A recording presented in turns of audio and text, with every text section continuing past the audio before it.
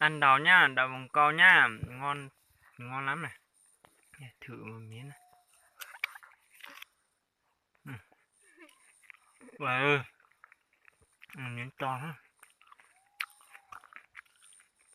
vừa mồn luôn.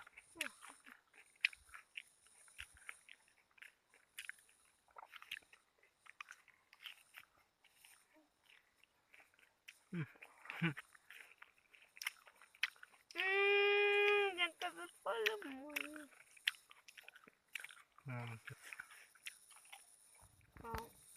Nhìn gió nhỉ. Chịu. Đây này. Gió rồi này. Dữ lâu. Con gì đấy?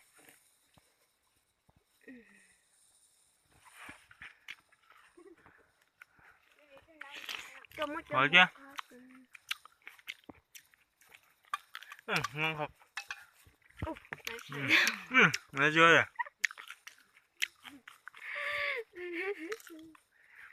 Nhìn nó đỏ chót như này ngon lắm. Ăn nhanh. Đấy, là hạt của nó đấy. Ngon thật. Làm gì miền xuôi làm gì có nhỉ. Đào này chỉ vùng cao thôi. Thử quả nữa nè. Nhìn thế này thôi nhưng mà sạch lắm. Không thuốc gì cả. Ăn luôn cả vỏ của nó. Ăn nha, ăn nha.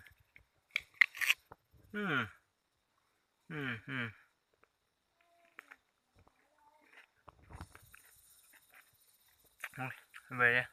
Chào các bạn nha.